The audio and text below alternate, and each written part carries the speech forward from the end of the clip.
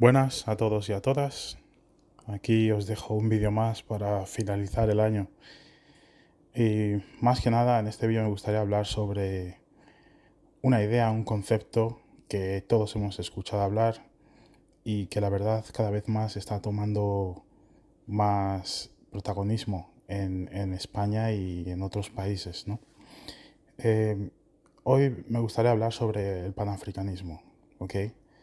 Que es una idea cultural y política que tiene como objetivo unificar a las personas afrodescendientes, o sea, aquellas que nacen en el continente y aquellas que nacen en la diáspora, y hacerles entender que todos compartimos un destino y que tenemos que defender nuestros derechos como personas africanas y luchar por la unificación del continente. Obviamente hay diferentes ideas de panafricanismo y cada uno tiene sus diferentes variantes, sus diferentes conceptos también. Pero más o menos esta es la principal, ¿no? O una de las principales, las cuales eh, comenzó más o menos Marcus Garvey, ¿ok? Una persona que nació en Jamaica, vivió en los Estados Unidos y prácticamente apoyó a las personas africanas afrodescendientes en ambos países, ¿no? Marcus Garvey pues, fue una persona que emprendió, fue una persona que ayudó mucho a la comunidad mediante la creación de diferentes proyectos, incluyendo un periódico, mediante el cual informaba a la comunidad, ayudó a muchos empresarios e incluso llegó a comprar unos cuantos barcos para poder empezar a devolver a las personas africanas de vuelta al continente africano. Marcus Garvey, a pesar de haber nacido en Jamaica, él creía que daba igual donde te hubiese dejado el barco de los esclavistas, ¿no? Al final eras africano, no pertenecías a una isla, sino que pertenecías a un continente, y ese continente era África, por lo cual era necesario buscar la unión de todos los africanos y la vuelta al continente para ayudar a avanzar al continente.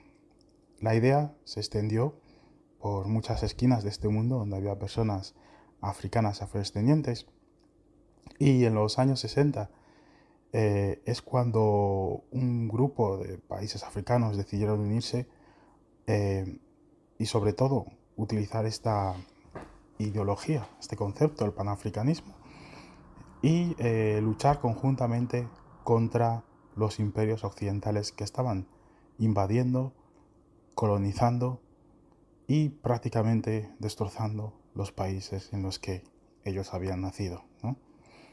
Y esto llevó a un movimiento político, cultural, el cual en muchos países pues vimos la independencia, ¿no?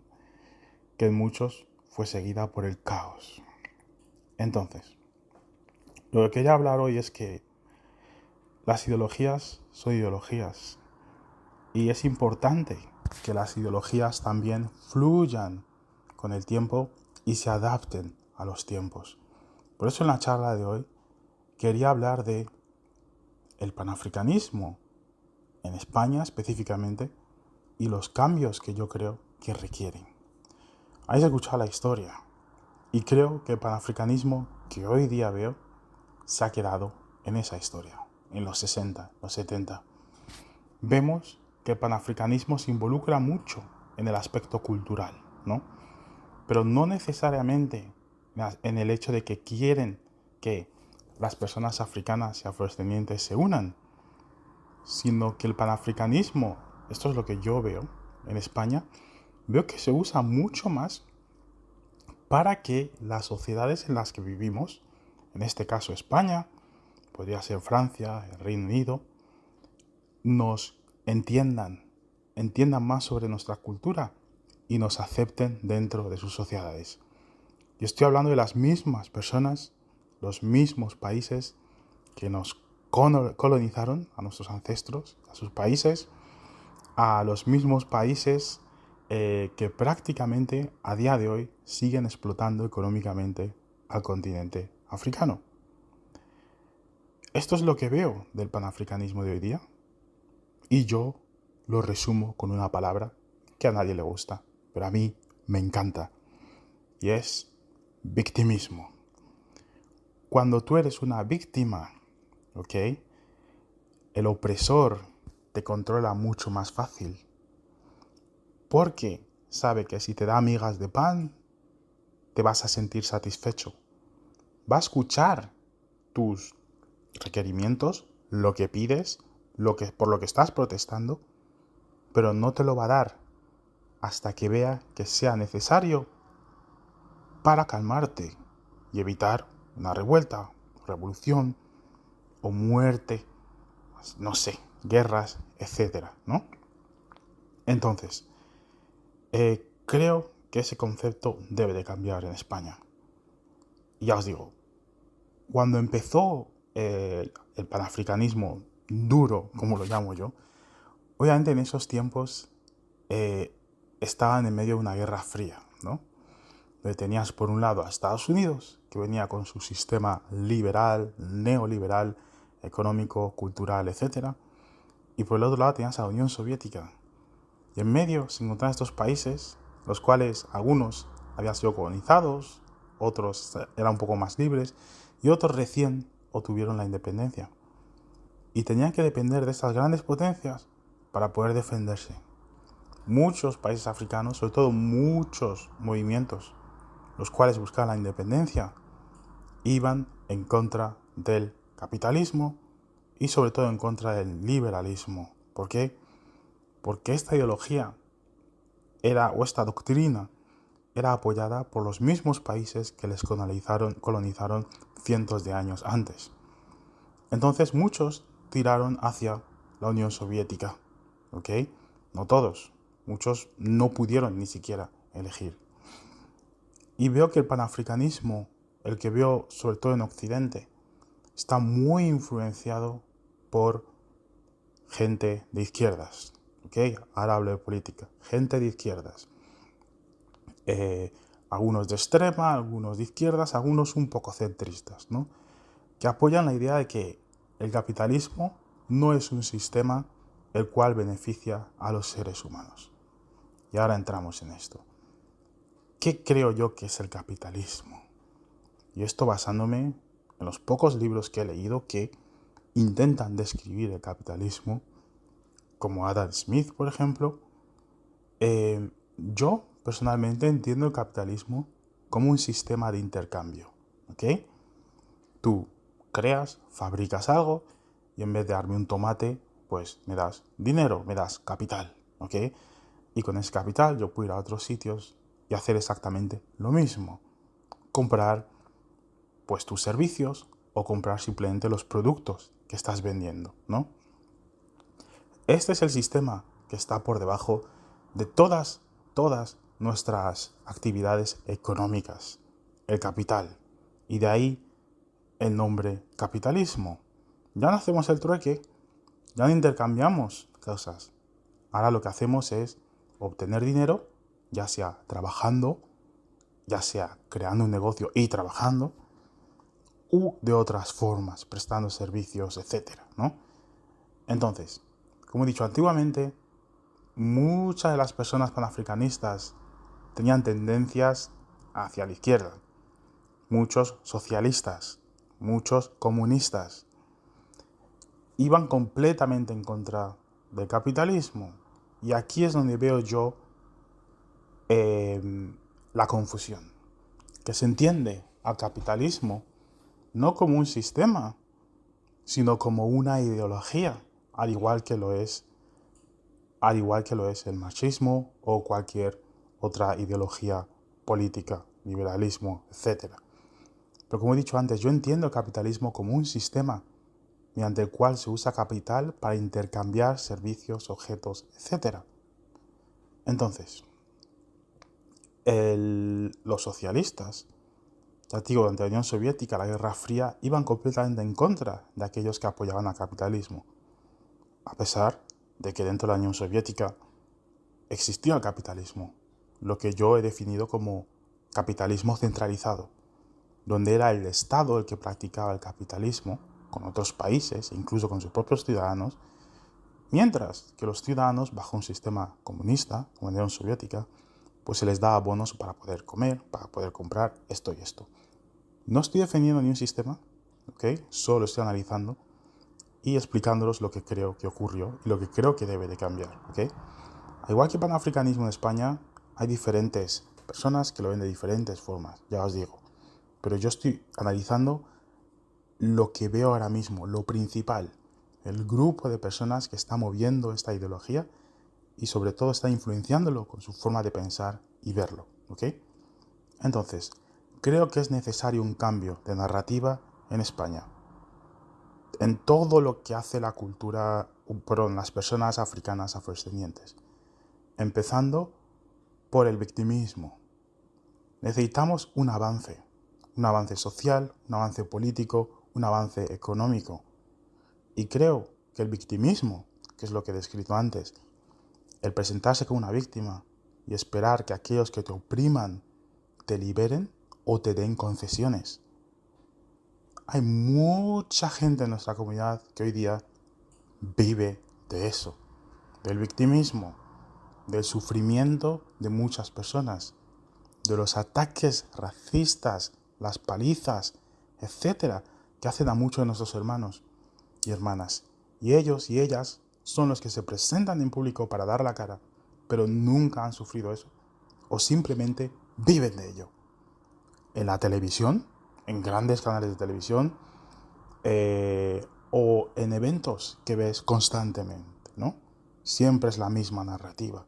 Somos oprimidos, el Estado nos tiene que liberar, el Estado nos está oprimiendo, el Estado tiene que dar esto, esto y lo otro, el Estado es opresor, pero dependemos del Estado para esa liberación. Eso es lo que yo entiendo como victimismo. No veo que muchas organizaciones o muchos grupos estén buscando una solución interna dentro de nuestra comunidad, que es lo que yo creo que necesitamos. Miramos, analizamos a otros países que tienen mucha más experiencia en cuanto a aceptar a aquellas personas que vivían en sus colonias, mucha más experiencia que España, o incluso gente que ellos mismos esclavizaron y que hoy día viven en esos países como ciudadanos de esos países. Podemos hablar de América, podemos hablar de Francia, Estados Unidos, donde las personas africanas y afrodescendientes ya forman parte de ese mismo sistema, ¿ok? Muchos contribuyen, otros luchan contra él. Pero me di cuenta que la narrativa en estos países varía mucho y cambia completamente comparada a lo que veo en España. Y sigue habiendo ese victimismo, pero como ya tienen muchos años, o ya llevan muchos años dentro de esos países y tienen esa experiencia, lo que ellos buscan ahora es posicionarse bien en esa sociedad en la que viven. Ahora, viviendo en un sistema capitalista, porque obviamente el capitalismo triunfó y prácticamente después de la Guerra Fría destruyó al comunismo, vemos que hoy día los antiguos países de la Unión Soviética, todos, prácticamente todos, obedecen al sistema capitalista o lo utilizan para beneficiarse. Pues es un sistema el cual facilita prácticamente la venta y compra de artículos y de un montón de recursos entre diferentes países, ¿no? Entonces, vivimos en este sistema y creo que traer una ideología de los 60 en el 2021 corre sus peligros, sobre todo si no se revisa y sobre todo si no se adapta a la situación actual. Y creo que la situación actual es que vivimos en sociedades en las cuales nuestros hijos, hijas nacen aquí y buscan posicionarse bien dentro de esta comunidad, de esta sociedad, perdón. Muchos buscan terminar sus estudios universitarios, grado medio, grado superior y encontrar un buen trabajo para poder, pues eso, tener una casa, tener un coche y vivir su vida con su familia. ¿Ok? Y creo que eso es necesario.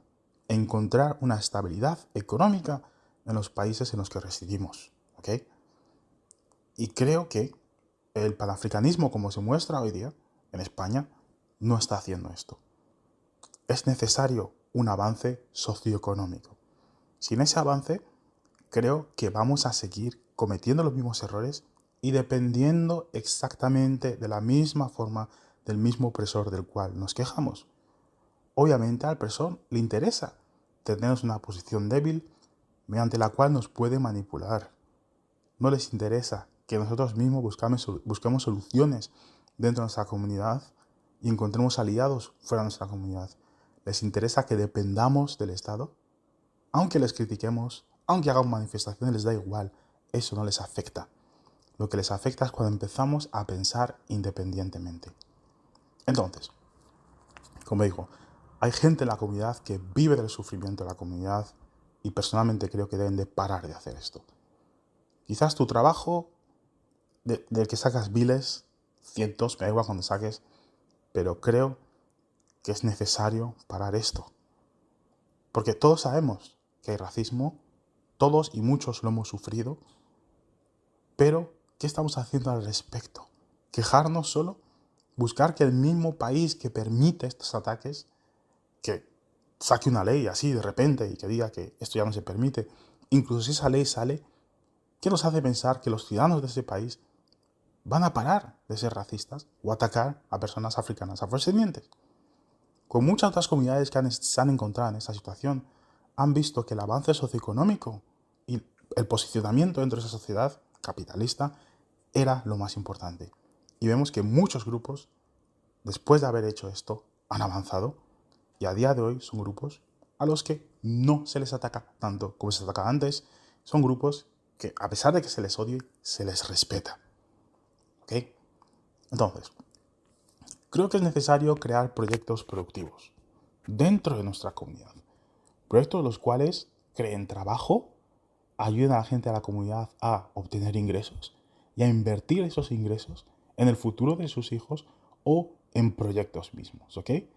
Creo que es necesario que exista una entidad dentro de nuestra comunidad que ayude a mantener y a crear estos proyectos, que les ayude desde el 0 hasta el 100% a entender qué es lo que necesitan, qué es lo que requieren, siempre adaptándose a la ley de ese país. Que esa es otra cosa que veo en la comunidad, que muchos proyectos se saltan la ley de muchísimas formas. Muchos porque por pura ignorancia, porque no tenían ni idea de que había que hacer esto u el otro, y otros, a pesar de saberlo, siguen haciéndolo, ¿no? Creo que es necesario cambiar esa forma de pensar, porque si eso no cambia en los países en los que nos han acogido, nunca va a cambiar en los países en los que provenimos, en los cuales intentamos crear estructuras fuertes, tanto financieras como políticas, entidades, pilares para sostener a esos países y asegurarnos que son países fuertes, los cuales avanzan hacia ciertos objetivos. Entonces es necesario que en la diáspora entendamos esto y sigamos con las reglas. Otra cosa es que no estamos de acuerdo. Podemos hacer un montón de cosas, protestas, huelgas, etcétera, para que las cosas cambien. Y así se hacen los movimientos sociales. ¿Ok? Luego, creo que es necesario empoderar a los emprendedores y emprendedoras, digo, los verdaderos emprendedores y emprendedoras que de verdad están haciendo trabajo en la comunidad y que están ayudando a gente de la comunidad, ya sea a obtener productos o aumentar sus ingresos. No emprendedores que dicen que lo son, pero en realidad no han hecho absolutamente nada. O simplemente tienen un canal en las redes sociales y ya está. Creo que es necesario apoyar a los emprendedores de verdad que ayudan de una forma u otra a nuestra economía física. ¿Ok? Luego, es importante apoyarles moralmente, ¿ok? Y financieramente también. Financieramente es fácil. Moralmente es fácil. Hay que ayudarles a promocionar sus productos. Hay que comprar en sus tiendas. Y hay que buscar formas de facilitar la compra de esos productos. Obviamente, si los necesitas, ¿eh? Si no necesitas, si es ropa y tienes un mundo de ropa, pues no. Pero dentro de lo posible, si podemos, tenemos que hacer esto. O al menos promocionar esos negocios dentro de nuestra comunidad mediante nuestras redes sociales. Luego, creo que es importante avanzar con el mundo. Vemos que están saliendo nuevas tecnologías, como a mí me encanta, las criptomonedas, el mundo del blockchain y las oportunidades que brinda al mundo entero, las finanzas descentralizadas. Creo que es el futuro y creo que es importante que la comunidad entienda sobre ello, al igual que lo es las políticas ecológicas que están saliendo y que el mundo entero se está volcando a ellas.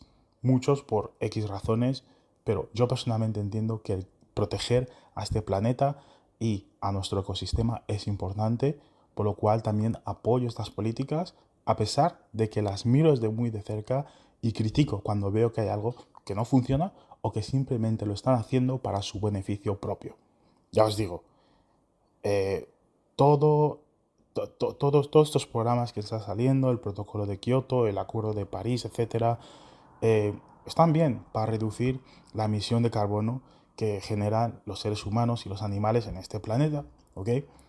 Pero al mismo tiempo entiendo que la taxación a países que producen o emiten más carbono que otros puede ser un gran negocio para ciertos países y para ciertas empresas. Entonces, apoyo ciertas cosas, pero otras las miro con mucho detenimiento y cuidado. Luego, creo que es importante invertir en el continente. Si avanzamos socioeconómicamente y se crean negocios que proveen ingresos a las personas en la diáspora, las personas de la diáspora, mediante la creación de un fondo común, por ejemplo, van a ser capaces de financiar proyectos tanto en la diáspora como en el continente africano. Proyectos productivos, empresas que vemos aquí, que sabemos que podemos implementar allí. Porque en África hay mucha gente que está avanzando mucho, que tiene las ganas de aprender, que tiene las ganas de emprender, pero les falta el capital. Sabemos que desde la diáspora podemos proveer ese capital, lo único que tenemos que pensar en un plan financiero y cómo podemos ayudarles. Sé que la política de muchos países africanos no nos permite hacer esto, ¿ok? Pero también sé que hay alternativas y formas indirectas de hacerlo, ¿ok?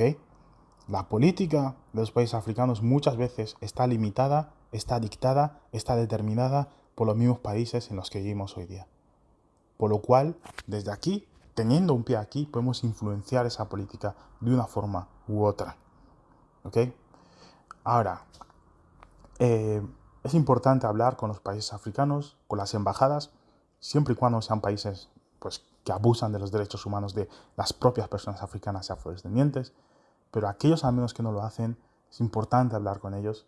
Es importante influenciar instituciones como la Unión Africana, que como ya sabéis yo lo veo como la Unión Europea en África o la Unión Occidental en África, a pesar de que las caras sean negras, las políticas que siguen y las decisiones que toman.